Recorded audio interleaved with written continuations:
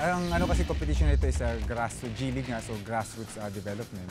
So, meron tayong age groups yung kahit mga bata hanggang doon sa mga medyo senior natin nakakalaban sila. At yung mga kalaban nila is yung mga sabihin natin kapareho ng lakas nila.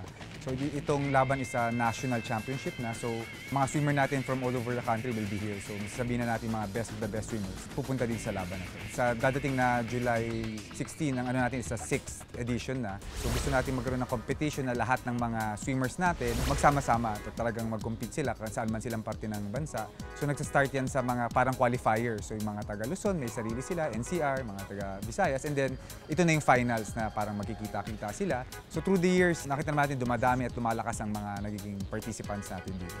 It's an inter-club competition. So, meron dyan mga school-based, sabihin natin from Xavier, Lasal.